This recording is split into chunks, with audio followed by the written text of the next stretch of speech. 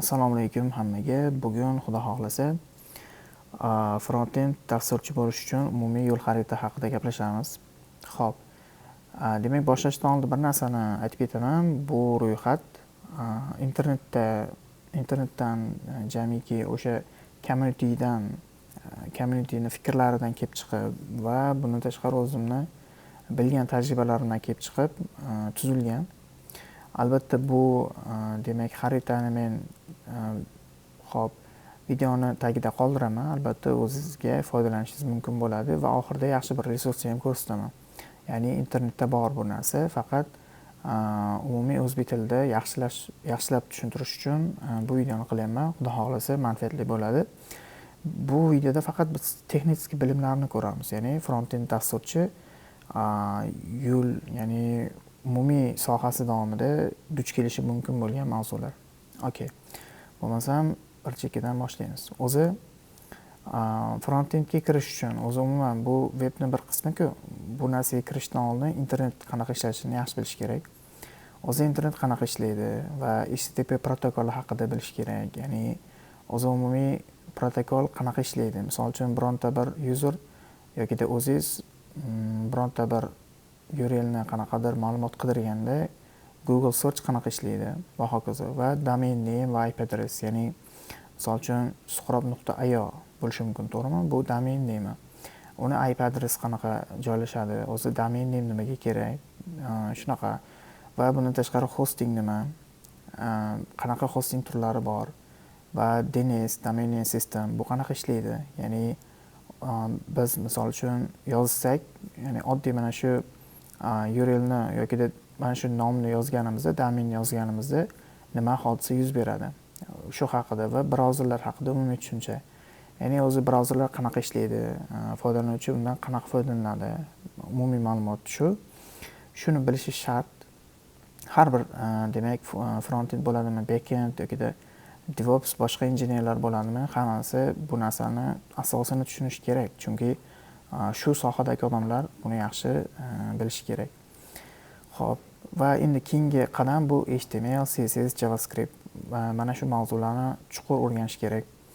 Va men tavsiya beraman, shu joyda HTML, CSS, JavaScriptni yaxshi bilgandan keyin bitta loyiha qilib ketsangiz, o'zingiz uchun bir kattaroq loyiha, aytaylikki, o'zingizni blog saytingiz bo'lishi mumkin, aytaylikki, qanaqadir internet magazin bo'lishi mumkin, yoki qanaqadir aytaylikki o'quv tizimiga oid bo'lgan qanaqadir tizim bo'lishi mumkin. Ya'ni umuman hayotingizda uchrayotgan qanaqadir ilovalar bo'lishi mumkin, to'g'rimi? O'shalarni o'zingiz ilmingizdan kelib chiqib tadbiq qilsangiz juda zo'r ko'p narsa o'rganasiz. Ya'ni bor narsani qurish. Misol uchun aytaylikki, bironta bir loyiha boshqaruviga oid bo'lgan qanaqadir loyiha qurishingiz mumkin, to'g'rimi? Chat app qurishingiz mumkin, farqi yo'q. Ya'ni boshlanishiga kichikroq qadamlardan boshlagan yaxshi. Bu loyiha ideyalarini olishda ham video davomida ko'rsataman uni. Xo'p, va bundan tashqari keyingisi, demak bu narsalarni o'rganib bo'lgandan keyin version controlni o'rganish kerak. Version control bu versiyani kontrol qilish. Misol uchun siz bironta bir loyiha boshladingiz, u loyihani qadam-qadam versiyalarni chiqarib borasiz. Xuddi telefonda ko'rasiz-ku, version 1.0.0 1.01, 2.1 deb yozadi. Xuddi shunga o'xshagan narsa. Bundan ko'p maslahat beriladigani GitHub va GitLab ham yaxshi, lekin ko'p uchraydigani GitHub, ya'ni bozorni umumiy tahlilidan kelib chiqib aytayapman bu narsalarni. Chunki GitHubning o'zi juda ham mashhur clouding uchun, ya'ni repozitoriyalarni joylash uchun.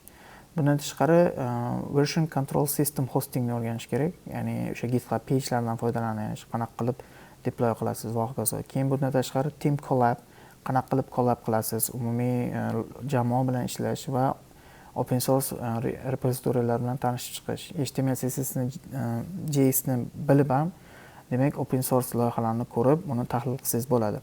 Va u kodni o'rganib, o'zingizning kodlaringizni yanada yaxshilash imkoniyati mavjud bo'ladi. Bu tavsiya beriladi. Xo'p, bundan keyin esa package managerlar. Ya'ni package managerda bu o'zi JavaScript butonalari joylashgan bu bir katta ombor desagan bo'ladi. Bundan npm, yarn, npm shu menejerlarni o'rganish va bundan tashqari ban qo'shildi va shu banni ham o'rgansangiz ancha-muncha demak qulayliklarga ega bo'lasiz va bundan tashqari CSS asoslari. Xo'p, CSS asoslarida frameworklaridan Tailwindni o'rganish kerak, chunki Tailwind juda ham mashhur hozir. Bu straplar deyarli foydalanmayapti hozirgi kunda. Endi bozor taxminan kelib chiqib, endi kimdir foydalanishi mumkin, qaysidir kompaniya, lekin Tailwind juda ham mashhur bo'lib ketdi shu kunlar. Va o'sha CSSning ichida BM metodologiyasi, layoutdagi o'rni qanaqa, tayyor qurilgan komponentlar, misol uchun alert bo'lishi mumkin, yokida sidebar bo'lishi mumkin. Bosganingizda har xil chiqib kelishlar, shularda o'z umumiy komponentlarni o'rgansangiz, keyin o'zingiz qurishga harakat qilib ko'rsangiz, ancha-muncha narsani o'rgangan bo'lasiz. Okay, keyingisi bizda JavaScript kutubxonalari boshlanadi. Demak, eng muhim qismlaridan bu React, Vue.js, Angular kutubxonalari. Istalgan birini tanlab o'zingiz foydalansangiz bo'ladi. Hozirgi kunda ko'p mashhuri, ya'ni yengil, endi startaplar ko'pgina React bilan Vue'ni ishlatadi ko'proq. Ya'ni umumiy bozor tahlili shunaqa. Angular juda ham enterprise loyihalarda ishlatiladi, misol uchun. Endi misol kompaniyaga kirib olish uchun React yokida Vue'ni tanlasangiz, bu birinchi qadam juda zo'r bo'ladi. Ichkari kirgandan keyin katta-katta loyihalarda Angularga duch kelsangiz, ishlasangiz bo'ladi. Bundan tashqari, buni ichida albatta linter va formatlarni bilish kerak. Pretter bilan ESLint, ya'ni bu nima qilib beradi? Kodingiz quality'sini, kod review'ni, ya'ni team bilan ishlashda har xil konfliktlar kelib chiqmasligi uchun bu muammoni hal qiladi. Va bundan tashqari test yozish, mana misol uchun React. Endi bu ikkinchi stepda, misol Reactni tugatdingiz, aytaylik Vue'ni tugatdingiz, o'sha siz ikkinchi leveldasiz. Ya'ni bu degani ikkinchi qadamdasiz, katta qadamda. Mana shundan keyin bitta loyiha qursangiz juda ham zo'r bo'ladi. Ya'ni bu yoqda bitta loyiha qurdingiz JavaScriptdan keyin, uni GitHubga push qildingiz, uni yukladingiz va deploy qildingiz, hammasini o'rgandingiz. Endi kattaroq, ya'ni kutubxonalar bilan ishlash uchun bu narsani o'rganasiz va bunda ham bitta kattaroq loyiha qilib, uni push qilasiz, bo'ldi. Va o'sha push qilish davomida, loyihani qurish davomida test yozishni o'rganib ketganingiz yaxshi. Bu yoqdan nimalar? Wits bilan Jest, Playwright yokida Cypress, mana shu 4 asosiy texnologiyalardan foydalansangiz juda ham qulay. Va bundan tashqari modul bundlelar. Bu bundlelar nimaga kerak? O'sha loyihani umumiy o'sha web loyihani performansi, ya'ni uni tezligini ta'minlash uchun, kodlarimizni maintain qilish uchun, scalable qilish uchun qo'l keladigan narsalar. Bular Vite hozirgi kunda juda ham mashhur, Webpack va ESBuild. Mana shu uchalasi juda ham ko'p mashhur bo'lyapti va shuni o'rgansangiz ancha-muncha bozorda o'z o'rningizni topsangiz bo'ladi. Okay, bu tushunarli bo'ldi, to'g'rimi? Keyingisi albatta bu avtorizatsiya strategiyalarini o'rganish kerak. Bu juda ham muhim. Har bitta loyihada, misol uchun obunachilar, foydalanuvchilar bo'lishi uchun, uni foydalanish uchun albatta autentikatsiya qismi bo'ladi, to'g'rimi? Siz backend dasturchilar bilan ishlaganingizda umuman workflow jarayonini tushunishingiz uchun bu narsalar juda muhim. Misol basic autentikatsiyani o'rganish, sessiyali autentikatsiya, tokenga asoslangan JVT va OAuth token, ya'ni har xil provayderlar, Google, Facebook va hokazo. SSO, ya'ni bu enterprise nimalar uchun single sign-on. Mana shu umumiy autentikatsiya strategiyalarini o'rganib olsangiz, bemalol o'sha jamoada misol backend sizga API chiqarib beradi qanaqadir, siz buni umumiy foydalanib ishlata olishingiz kerak bo'ladi. Va bundan tashqari web API'larini yaxshi o'rganish kerak. O'sha JavaScriptni tugatgandan keyin o'sha yerda siz API'lar bilan ishlashni boshlaysiz. Reactdan keyin ham baribir API, chunki API bu juda ham muhim. Frontend bilan backendni ulab turuvchi bir ko'prik. O'sha uchun bu narsalarni yaxshi bilish kerak. REST API, GraphQL, content turlari qanaqa bo'ladi, o'sha HTTP da kelayotgan headerlar hammasini yaxshi o'rganish kerak, chuqur.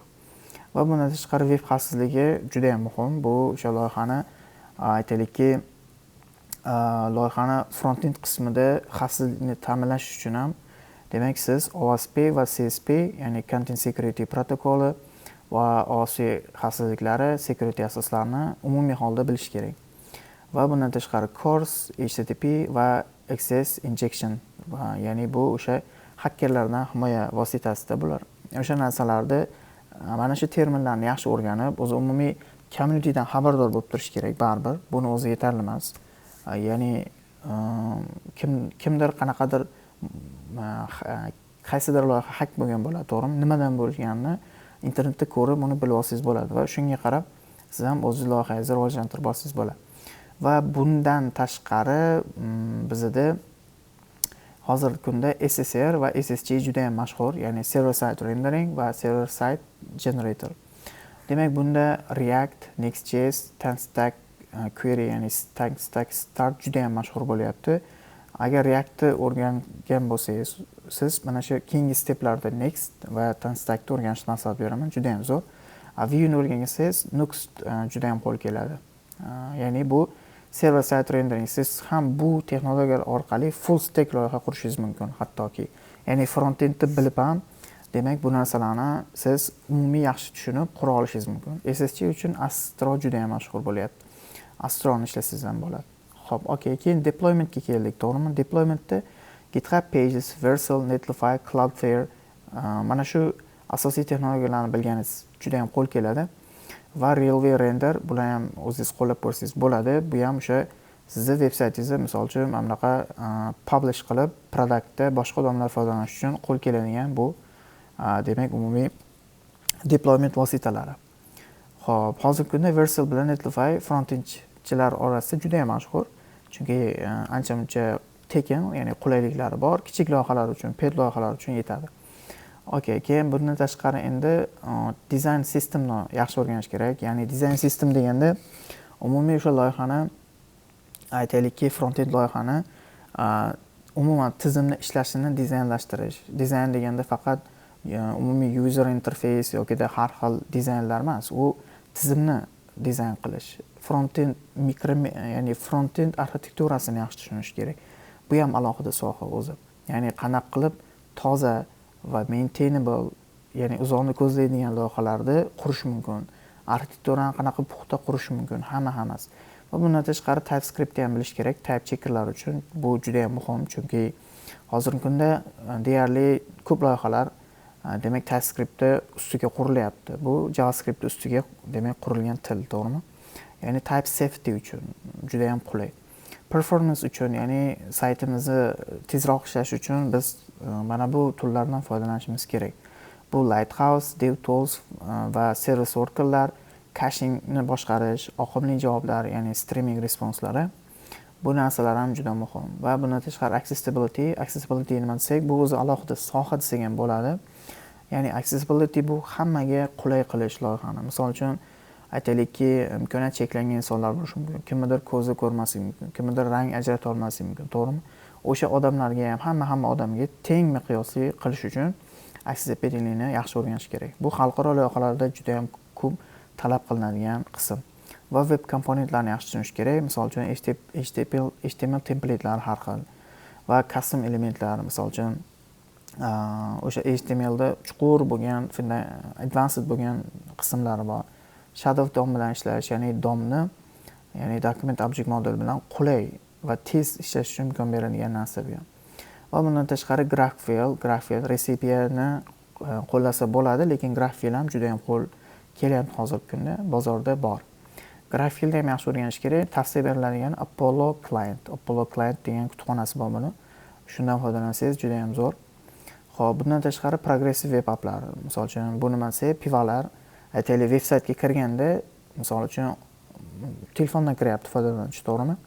Yana siz veb-saytingizni qayta qidirib o'tirmaydi Google'ni, u xuddi native applicationga o'xshab mobilga o'tib qoladi. Ya'ni bu ham alohida bir progressive web appni alohida bir bu bir nima desam bo'ladi, yo'nalish desak ham xato bo'lmaydi. Shu narsani yaxshi o'rganish kerak. Demak, front-endchi faqat web emas, bundan tashqari desktop, mobil applarni ham qila oladi.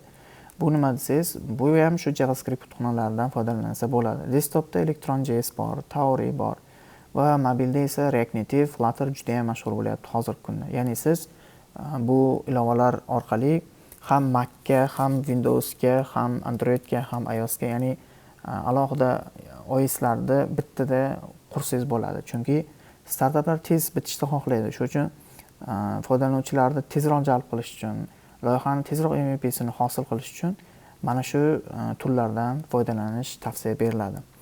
Xo'p, umumiy mana shu demak roadmapimizda qisqacha menimcha foydali bo'ldi. Endi bonus sifatida yaxshi bir saytni tavsiya beraman. Bu roadmap.sh. Ya'ni front-end dasturchi bo'lish uchun mana bu yerda ham yaxshi demak ma'lumotlar berilgan. Albatta bundan ham men bir ikkitasini olib bu yerga qo'yib foydalanib ko'rdim. Ya'ni tushuntirish maqsadida. Bu yerda juda ham yaxshi tushuntirgan. Siz misol uchun buni kirib o'zingizga ma'lumot olishingiz mumkin. Misol uchun Linter formatorga kirib, mana ESLint Basics ichiga kirib har xil demak umuman adashmaysiz, ya'ni adashish bo'lmaydi sizda. O'rganishingiz ancha qulay bu yerda, tez bo'ladi. Ya'ni mustaqil o'rgansangiz agar bemalol ancha-muncha ma'lumotni tez o'rganishingiz mumkin. Xo'p, menimcha foydali bo'ldi. Albatta bu mana bu faylni diagrammani sizga ham tashlab qo'yaman. Ishtoqda esda qolib umumiy foydalanish uchun va mana shu sayt juda ham zo'r. Shundan foydalanib ancha-muncha bilimga ega bo'lsangiz bo'ladi. Bu ishonchli, ya'ni hamma dasturchilar contribute qilganda bunga. Mana 6-o'rinda turadi GitHub repolar orasida 6-o'rin. Ko'rayotgan bo'lishinglar mumkin. Odamlar foydalanadi, ya'ni endi o'rganayotganlar uchun yoki karyerasini yanada rivojlantiradigan insonlar uchun bu juda ham qo'l keladigan sayt. Albatta bundan foydalanishni tavsiya beraman. Va video foydali bo'lgan bo'lsa albatta o'zingizlar fikringizni bildirib qolinglar va kanalga obuna bo'lib qo'yishni unutmanglar, like bosinglar. Va asosiysi mana shu front-end texnologiyalardan siz qaysiga qiynalyapsiz, shuni ham yozib qoldiring va men buni video qilib, xudo xolasa zo'r qilib tushuntirishga harakat qilaman. Menimcha hammaga manfaatli bo'ladi. Xudo xolasa amaliy loyihalarimiz hali oldinda. Kanalda kuzatishda davom etinglar. Sog' salomat bo'ling.